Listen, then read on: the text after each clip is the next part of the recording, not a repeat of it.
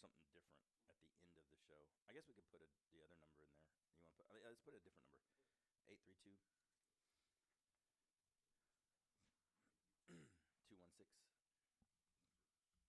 2174.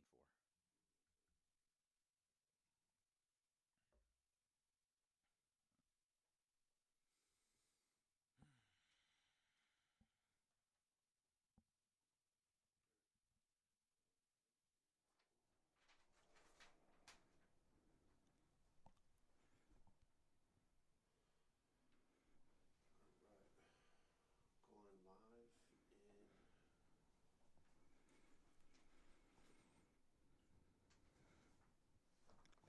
Hey guys, welcome to REI Wholesale Academy on the Texas Real Estate Radio Network. I am AC Ramos. Clay Cahoon is not here with me today. He is out taking care of some personal stuff and taking care of his girlfriend, who does not have the virus. She just has an earache, so he's tending to her, taking care of her. Today we're going to be talking about everything that's been going on. You know, things are getting kind of crazy with this COVID-19. And we're going to be talking about the effects on real estate.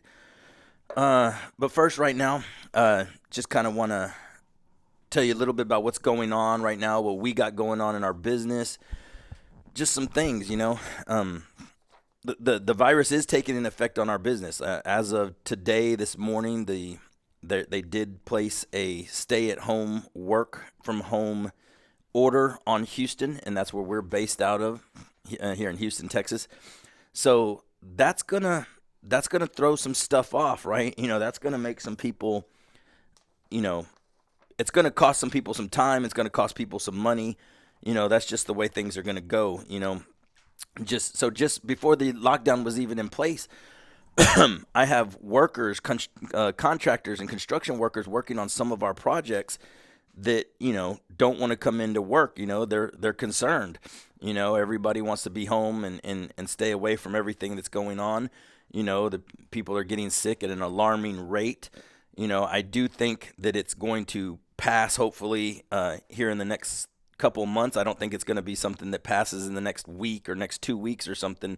So this is probably going to be something that we're going to have to deal with for a while, you know, and it's going to have effects on our business. So if you're a rehabber out there, you know, you're probably going to have to be dealing with some work slowdowns, you know, shipping. You know, I know shipping is taking a little bit longer on some things. So if you're ordering supplies and materials and that such of stuff, you know, you're going to be delayed a little bit, you know, so it's getting crazy. It's getting crazy. Like I said, you know, we have our deals out there and things are getting a little tight as far as the workers not wanting to come in. You know, we have some doors and some trim that need to be done on one of our projects. And, you know, our trim worker was not able to come in, the contractor that works on that.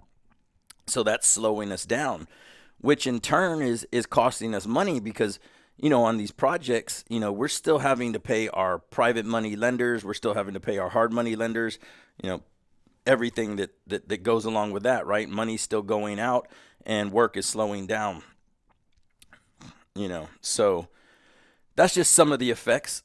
Like, and as far as for wholesaling, you know, I hear a lot of wholesalers, you know, almost excited about this time, you know, about the opportunity. You know, I don't think anybody's excited that people are getting sick and that people are dying or anything like that. But I do see wholesalers getting excited about the opportunity. And I talked a little bit about this on a Facebook Live I did last night on my personal Facebook page. And you can find me on Facebook at AC Ramos, ACRAMOS, and on Instagram at AC_RAMOS_. I talked a little bit about the opportunity that we're having, right? So you know, a lot of wholesalers being excited about this opportunity. I do think there's going to be an opportunity. I mean, there is an opportunity, obviously. There's going to be motivation that comes out of this. You know, I think that we need to make sure that we're shifting our attention to the right spots, though, also. We need to keep our marketing going. I hear all these wholesalers talking about, yeah, we're gonna hit our marketing even harder. We're gonna be promoting even more. We're gonna be locking up these deals. Well, the thing is, you're gonna need to take into consideration who's buying these deals, right?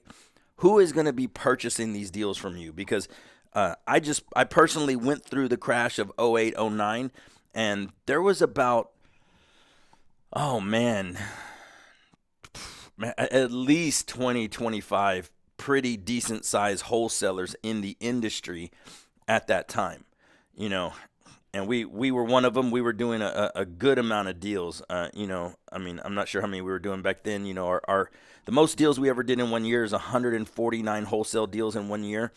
I don't think that was that year. It was around that time, something like that. We usually hit around 100 or so, but I don't know if we were that high back then. Because I think I was still maybe I might have had a couple of acquisition people. I don't know if we had the kind of team we have now and the organization we have now, but we were cranking out a good amount of deals.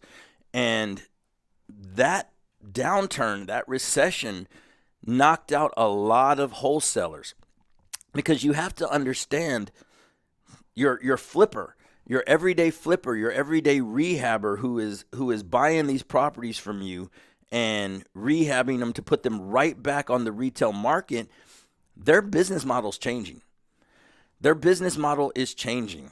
It's just not going to be sustainable right now. If the retail real estate market takes a hit, like I'm pretty sure it's going to here pretty soon, obviously, because if people are losing jobs, which right now, even if they're not losing them permanently and they're not getting laid off permanently, they're getting, they're not being able to go into work. They're not being able to make income right now.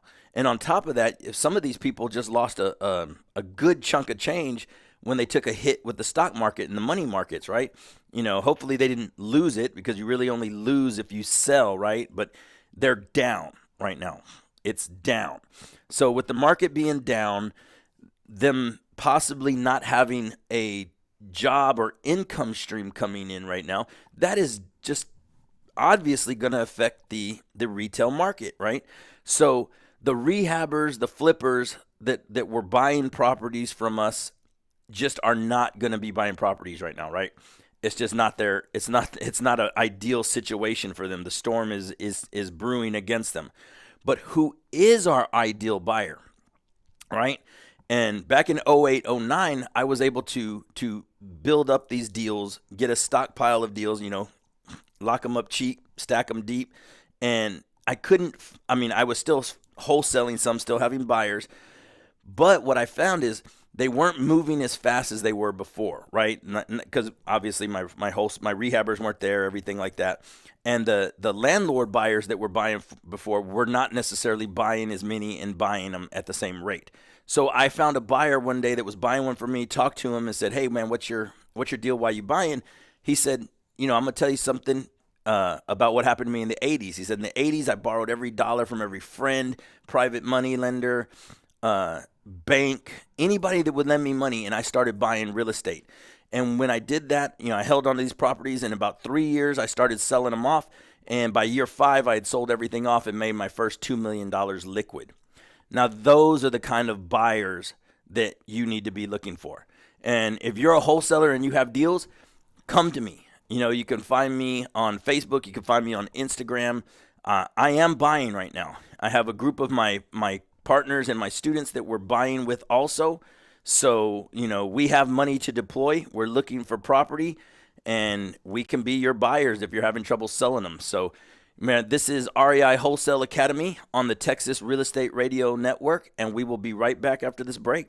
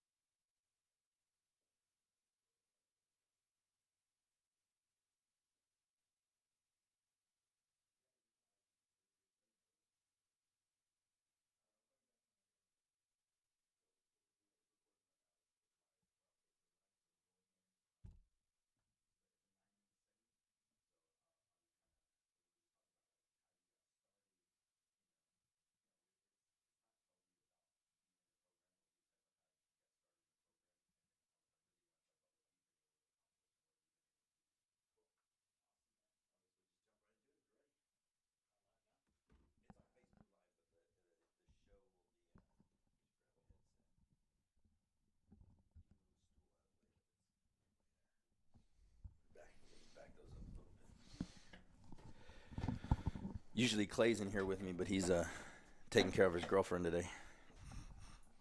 Clay. Cahoon? Oh, yeah? Yeah. He used to be with Real Acquisitions. Mm-hmm. Yeah, I know Clay. Yeah. Awesome. So he'll let us know. He'll bring us in from the break. I'll bring it in. I'll introduce you, and then I'll kind of lead you in that part to where you could just tell your story of how you got started, and then we'll just kind of free fall. Check, from there. check. 1, 2. Right? You gonna start beatboxing? Watch out. Yeah, here we go. Yo.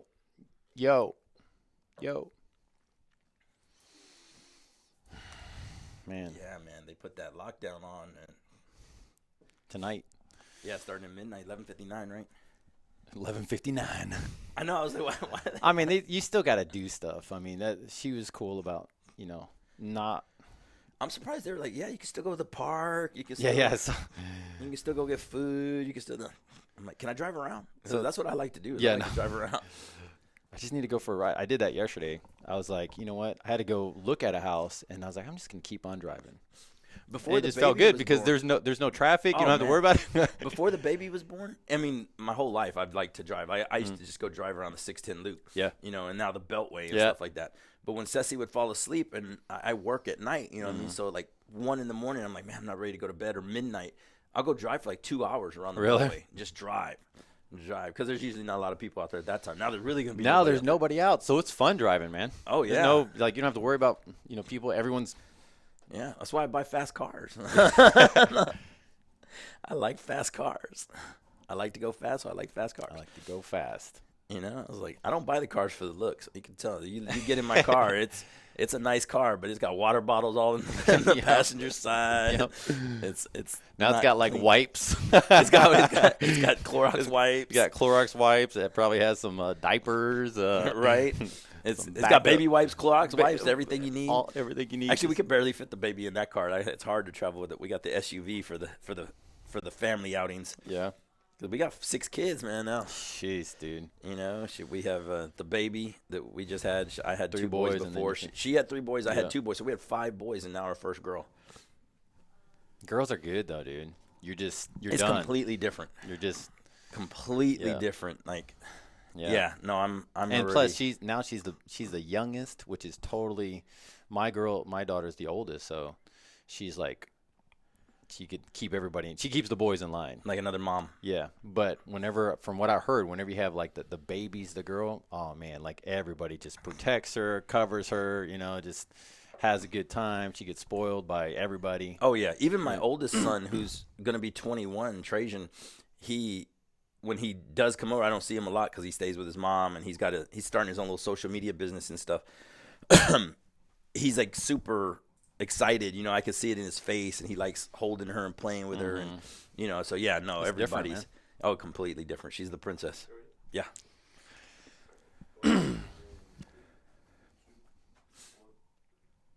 Hey guys, welcome. Yeah, so Gabe, I've known you for a little while now. You're actually from for a while. one of the old school veterans, Yeah. man, from the program. So tell us a little bit about how you got started, and then we'll kind of go into what Yes. you've been able to accomplish since then, what you're doing now. So real quick, I started off as just basically a contractor. In real estate in general, I was doing handyman stuff. Then went from handyman to working with realtors, and then those realtors had investors, and they would shove me over to those, from retail stuff over to investor stuff. And then I started connecting with the investor world, connecting with doing make-readies, flips. I've been doing flips for a really long time now, and for other investors, and then also for newer investors also who are just trying to figure out how to make it all work. So that's how I got involved. And then I was doing flips for one of the members that used to be here, for Steve Vigil. I was doing some flips for him, and I knew him beforehand.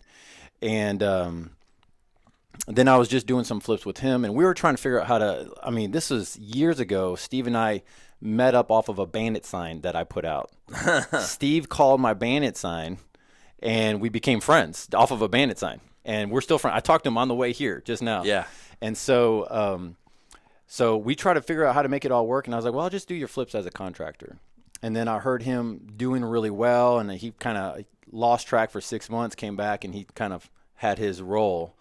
And I was like, I'll just copy what you're doing. Mm-hmm. And then I started getting into it and went into some coaching and everything that we did with prosperity, and then just started going off from there.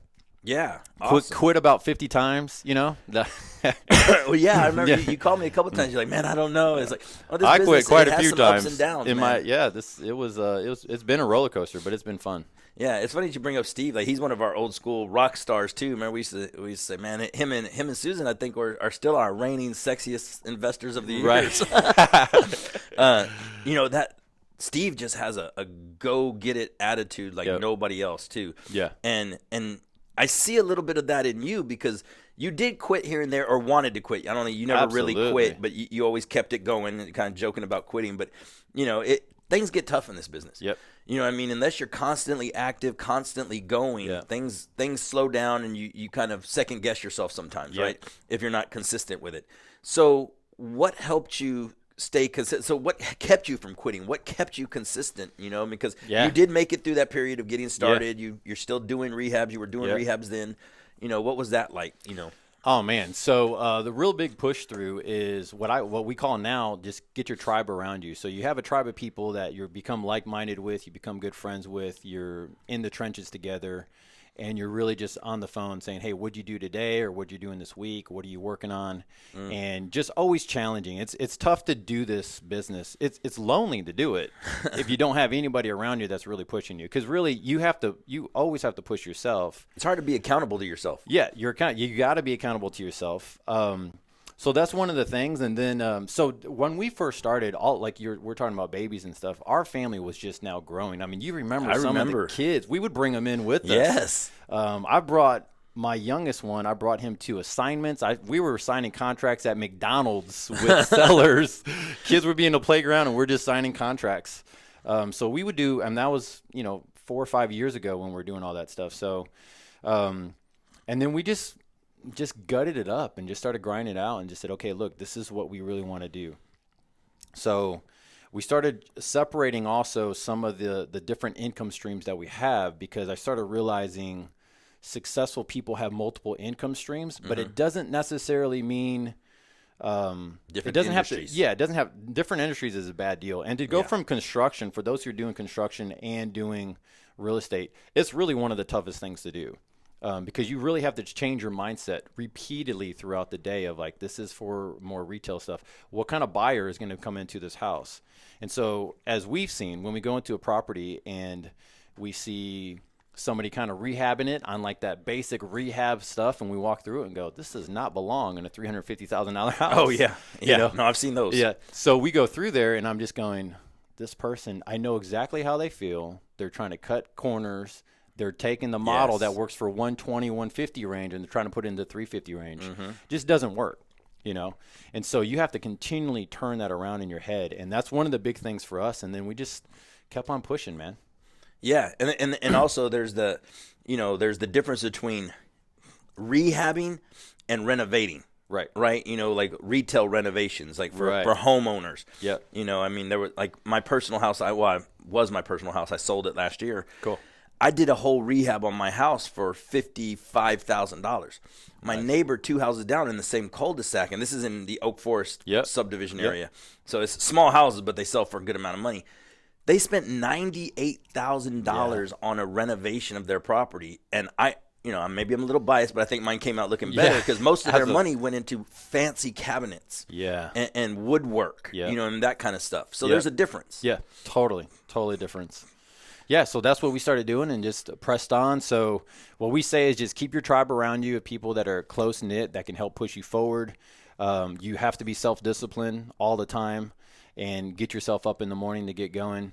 I really started changing the way we read books, the way we applied the books or the education. Now it's podcasts and other stuff. Yes. But just how we applied things and our sleep patterns, everything else started changing. So we just started going, okay, we have to be consistent.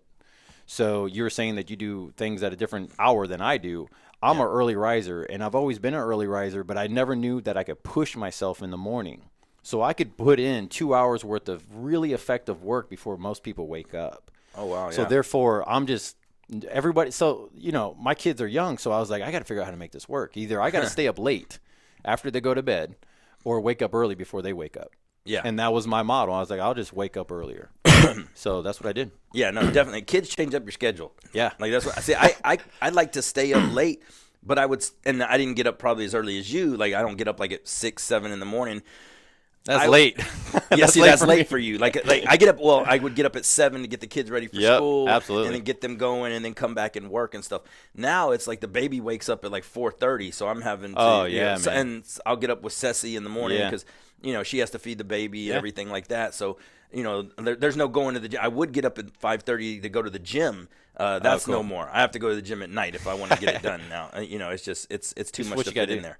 So do you have a team now, or I remember you were hitting it hard when you were with us. You were in the office, you were working deals, and you were a one-man show. It's one-man show. We did a one-man show for the longest time. One-man show means we started going into it, and I can't remember how many years in. Lou came on full-time, which is my wife, for a couple years.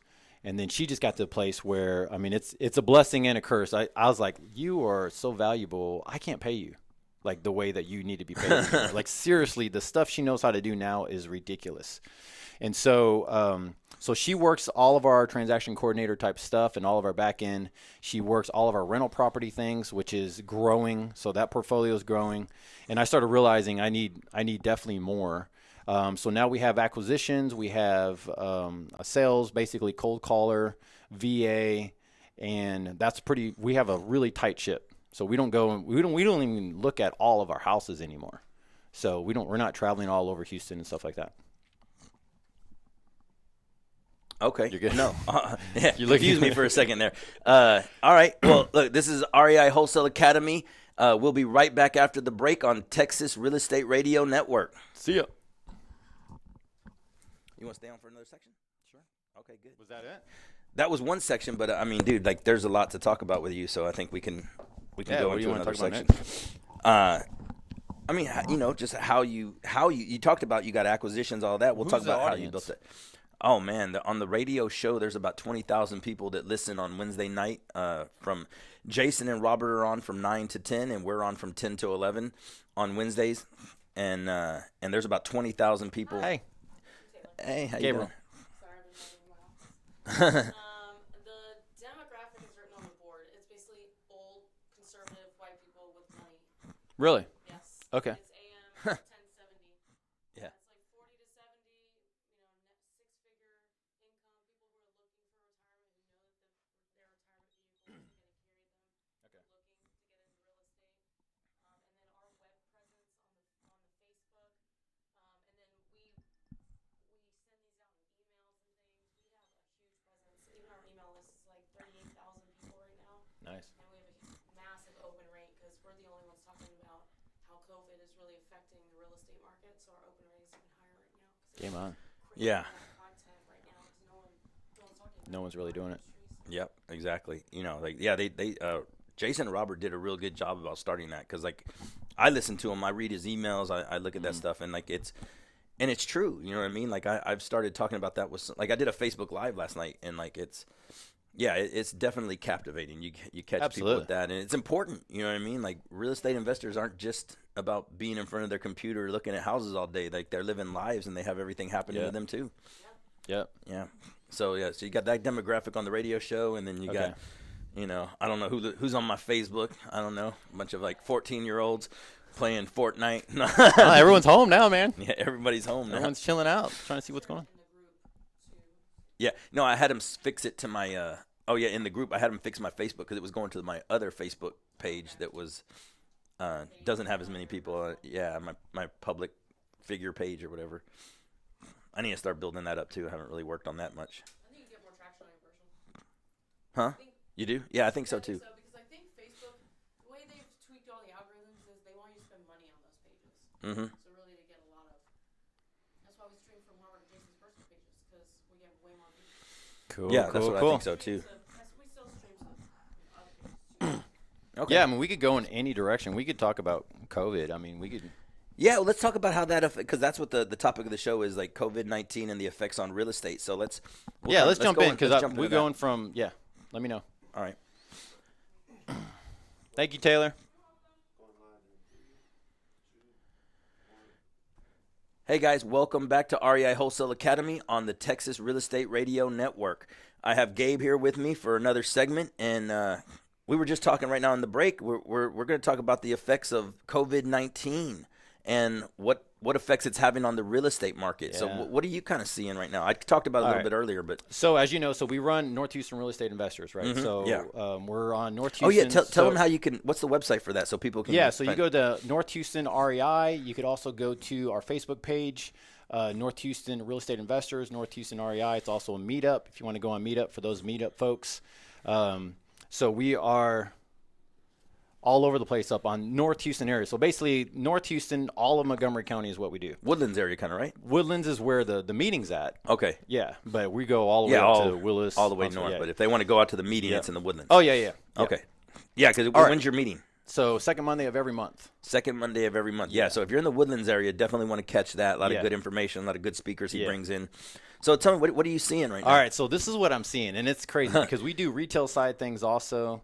We're definitely seeing the lenders getting a little tighter on their stuff. Yeah. I've definitely seen, even on our own wholesale deals, some of our buyers are like, let me check. I would normally say yes. I mean, these are our go-to top 20 buyers. Seeing the same thing. And they would say, you know what? We're like, this is yours. This one's you. Yeah, this We is know all you. This is your We've area. seen everything. you do it before. This is other stuff. We know exactly what you're going to do with it. And they're like, hold on a second. I don't know. And then so on our chats, for every deal that we have, we're like, okay, this person said yes, but they got to wait. This person said yes, but they want to figure out what their lenders want to do. And so the big thing is to go to all of your lenders that you're talking to, that if you're looking at purchasing the property, go to the lenders and start saying, hey, look, where are you at right now in deals? Where are you at as far as lending? What's your criteria? What's going on? Are you taking 5% off ARV? What are you doing to make this a safe deal so I could buy it? Because you don't want to pass up on deals, right? I mean, these things, they're still deals. They're still good purchases. There's going They're to be still good deals buys. out there. Yeah. And so we're just going to get into the sweeter and sweeter moments. But right now, that's what I'm seeing. Let's see what else I'm seeing on the. What kind of discount are you seeing people want from their lenders or the buyers wanting right now? Nothing major yet. Yeah, not yet. Nothing major. I'm looking for a discount. Oh, yeah. Whenever I'm looking to these things. So, I mean, there's times that we have gone and we said, hey, look, we don't know. We have some new build stuff that we're working on right now that, I mean, that's crazy stuff because that's 6 months out from now by the time it gets done. So we're working on those. We have land stuff. We have mobile home.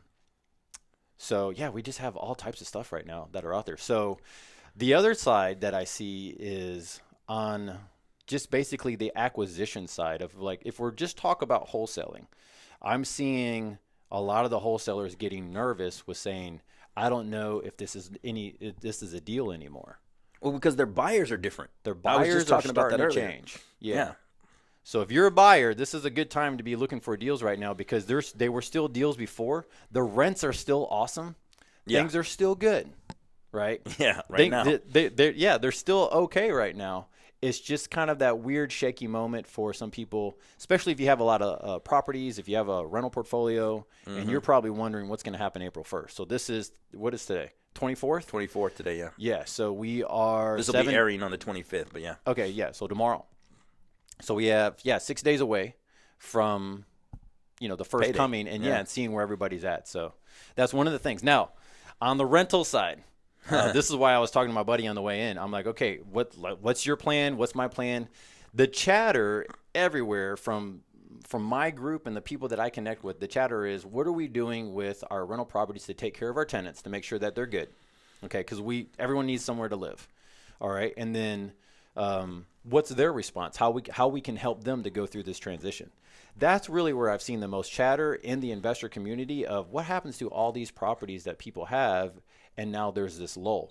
You still have to pay property taxes at the end of the year. They're not just going to say, okay, this whole month of property taxes, as from what we know now, they're not going to say that. Or the insurance on the property, electrical, all the other stuff to keep. Well, even the mortgages. Like Jason just put out something today that was talking, or he shared something on his Facebook about they may do a forbearance for 12 months on the mortgages in some cases. But that doesn't mean that you don't have to pay. I mean, Yep. it may get deferred. You're still gonna have to pay that, Yep. and you're still gonna have to deal with maybe other repercussions. So Yep. it's not like they're gonna be like, you know what, just go ahead, chill out. So here's the crazy part. So the other part is if you have a loan with a credit unions aren't doing the forbearance and deferments. So we have some just because got some crazy good rates through some of our properties on a credit union, and we just called them up. I say just call everybody. So that's one of the things that I've seen the most is that on all the stuff is go back to your lenders, go back to the people that have helped you get into this business and say, okay, what do you see happening? We need to figure out in the event, how do we work together? So that's the thing that I'm seeing the most. So it's pretty unique. It's really fun if you think about it because it's causing the thought process to change. That's been normal for what 3-4 years. Yes, at least. This is how our business works, right? Well, now the thought process is starting to change a little bit. There was a huge comfort level, you know what I mean? Oh, man. And I love the fact that you're saying help your tenants because it's this. I was talking about on my Facebook Live last night is I believe if you chase the dollars, you know, the dollar runs from you, right? Yeah. You know what I mean? You get yourself in bad situations, being greedy, being in things for the wrong reason. But actually wanting to help people, you would be surprised what comes back to you. You know, you put it out in the universe and it comes back to you, Absolutely. right? I truly believe that. As of right now, man, our tenants are really good. We only have one that's kind of been asking. He's a young kid, and I'm just like, okay, let's just find a better job for you. I mean, that might be the solve all is that you have a better job. Are you good at acquisition? Yeah, yeah, I know, right? So, but most of our tenants are really good. They're healthy people, just amazing. And we've been just following up and just asking them, hey, how's everything going? Check-ins, and then kind of slide in there saying, hey, look, rent's still due. It hasn't been, it's so. You got to find that balance, right? Yeah, of there is a helping balance. people and still making sure that you're able to survive yourself. You know, because like you said, some like the credit unions aren't going to waive your payments. You're still going to have to make your payments. How do you make your payments? And you know, because if you're making payments and they're not paying you, that's a little lopsided. So man, that goes into the next section that we were talking about, and that I've been sharing with a couple of people. Just try to, if you're looking at buying more and you have a good healthy position, right, then this is a great place to start looking at saying, where's your position as far as your financing, your capital that you have, and, try to hold on to your cash, to where you could buy properties. You just don't have to dump a lot of your own cash into these things. Yeah. So that's what we've been looking at. And then also other just simple lines of credit of different stuff you could do to grow. Some people ask, like, how have we grown in certain ways? I am telling you, lines of credit is like the thing that a lot of my people around me go, dude, why would you do that? Dude, it has helped me out so much in so many different ways of us growing by the more capital that we can get. Yeah, it just depends on how you use it. It depends on exactly on how to use it, make sure it's towards the right asset. But once we started getting smarter money, wiser money, figuring out how the banking really worked, we're able to grow. Okay. So, yeah. So, I mean, it's a good opportunity. And right now, you have to jump in on the opportunity to look for money. That's what you need to do, because this might stop in, 2-3 weeks from now. The lenders might start squeezing a little bit more. We don't know. They might open up a whole bunch more going, this is over. Buy whatever you want. But I think we've been doing that for about 4 or 5 years now, so I don't know. Yeah, well, you've been a little bit ahead of the game because that's what your game plan is. Going on top of that is, like I said, I did a Facebook Live yesterday. I did a couple of Facebook Lives in the past couple of weeks here, and plus I have our mastermind group and stuff like that. Just in the past week or so, I've raised like $220,000 to $300,000 in private money from people who want to partner on deals with us. Nice. And that goes to you saying finding other sources of money, right? So we are REI Wholesale Academy. This is the Texas Real Estate Radio Network. This is Gabe Rodarte, and I'm AC Ramos. See you after the break. See you. Awesome. Dude, that was coronavirus protocol right there. Man, Nice. good stuff. Is that it?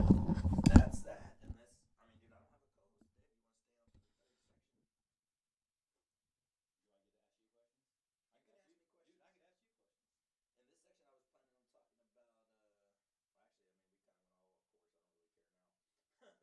went all off course. I don't really care now. I do need to cover, we have our 3-day online training coming up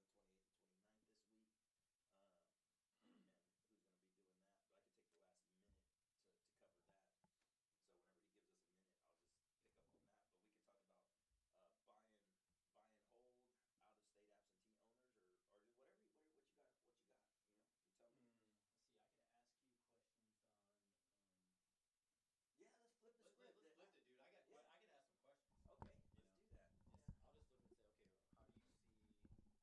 put me in the hot spot here. Okay.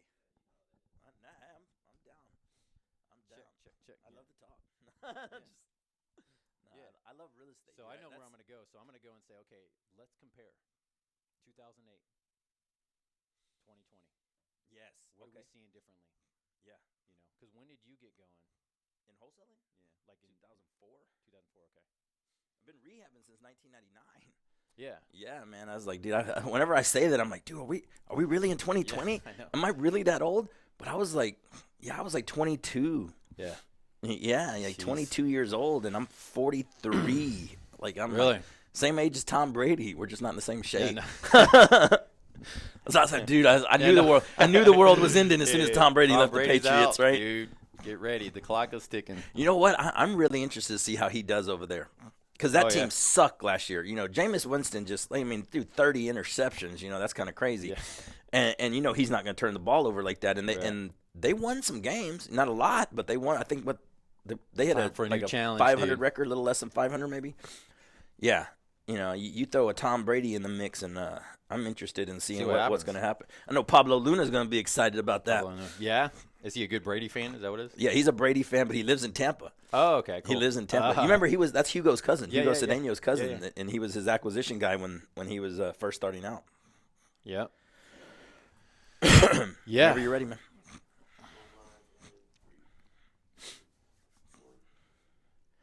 Welcome back to the REI Wholesale Academy, and we are on the Texas Real Estate Radio Network.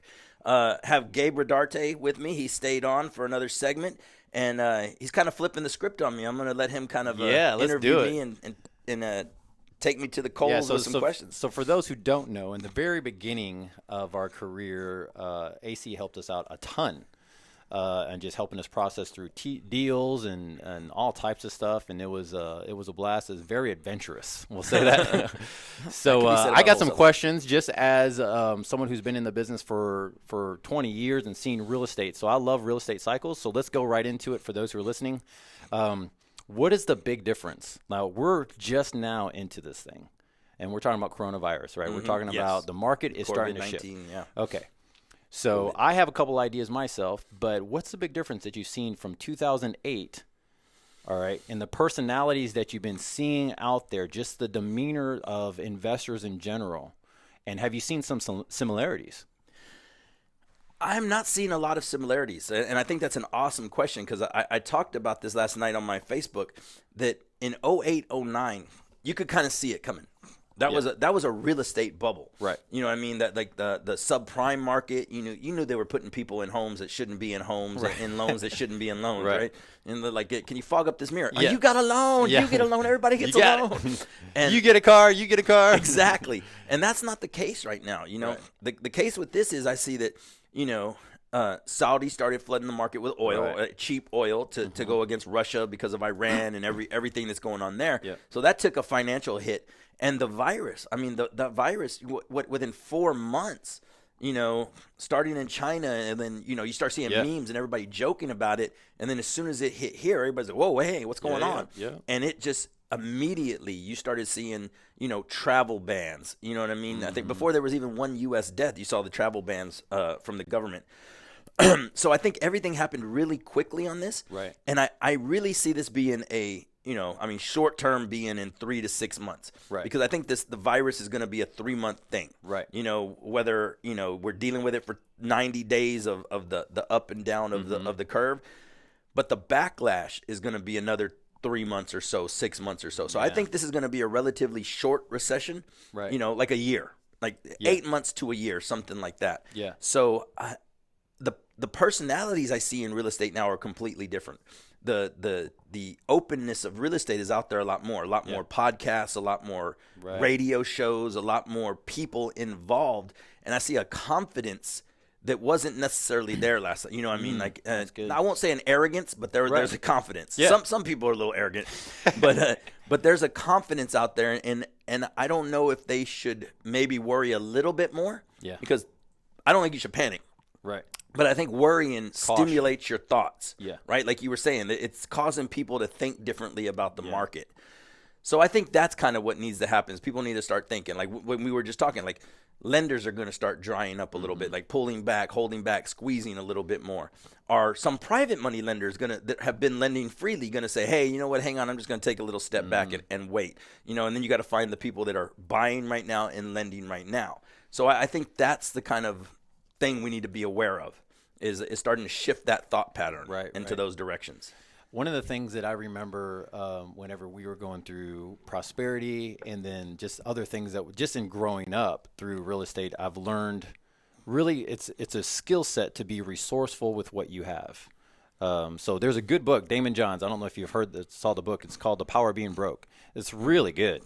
Really? And it just talks about how from Under Armour and all these different companies and how they were, the guy from Under Armour, he would take in between workout days, he would take their vest, pull it off, go home, wash it, and put it on a different sports player and say, okay, how do you feel in it?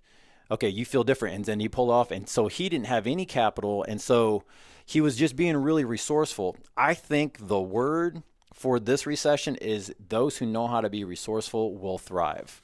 I so totally see it because what you're saying is there's a lot of confidence out there. Well, there's a lot of confidence when people are just buying whatever they can buy at 90%. Right. Everyone can have confidence to sell that. But to sell a deal when nobody wants to buy at 75, that's a different type of confidence you got to have. You got to be resourceful with what you have. You got to get creative with some of these deals. You're doing other stuff besides straight assignment fees. Yeah, so like in 08, 09, that's another good point that you brought up there is like there was like 20, 25 big-time wholesalers, semi-big time, substantial enough to be known in the industry at all the events and everything like that. It wiped out most of them.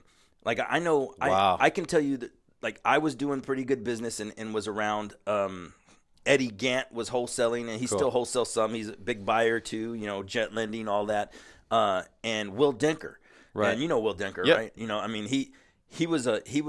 He stayed consistent, right? And there wasn't very many people. So those are really the only three, and maybe a guy named Andy Davies. Andy Davies was wholesaling back then and stayed consistent afterwards. And then I don't know what happened to him. He kind of retired. I think he made too much money. Yeah. but there wasn't a lot like all these other fly by night, or not even necessarily fly by night. They were doing pretty good business before, but it wiped them out. The shift in who your buyers were, they weren't prepared. And I don't think they were resourceful, like you're saying. That's good. Yeah. I think the difference, if I could chirp in, and then let me know how you feel about it. I think the difference is because there's so much information out there with social media, YouTube, you name it, to how to pick up a deal, how to be creative, what a seller finance is, what a sub-2 is, different ways to structure a transaction. I think there's enough information out there where people aren't as they might not just be, flying off the shelf because you can get creative by letting those wheels turn. Going, man, I didn't even know. AC put out a post of saying this is what type of transaction we did, and I didn't even think that was possible. Hold on. Let me go look that up. Yeah. Where before in 2008, there was no let me go look that up. Yeah, there wasn't a lot of talk about a lot of different stuff. Like I said, the information's a lot more readily available. Like I said, a lot more podcasts, a lot more radio shows. Yeah. Google it, right? And everything comes up. So, okay, here's another question. So you're mentioning oil. Okay, so did you see 3,500 people on furlough from Schlumberger? So that happened last week, I think. So that's going to change some things. So we have oil. And let me know your point of view. We have oil happening, we have the virus stuff happening, and we have the market doing. So that's like a three-prong effect happening to us right now. Well, the market, I think, is the effects of the oil and the virus. Okay. So when we get through the burn rate, the initial burn rate of people getting sick and the virus and everything, that'll start to come down. The Fed is pouring a lot of money into the stock market. Like, man, it's scary money. Yep. Trillions, right? Yep. And so I think they're trying to keep it sustained until we come through that burn rate. Now, the oil, yes, that's affecting it, but, and who knows how long that's going to go. Right. And it's not like these oil companies, like the stock market on them is like everybody that's holding stocks is getting scared. Right. And the oil companies obviously are going to have to let go of people, put people on hold for a while, but they're not going to go out of business more than likely, right? They're making enough money to stay in business.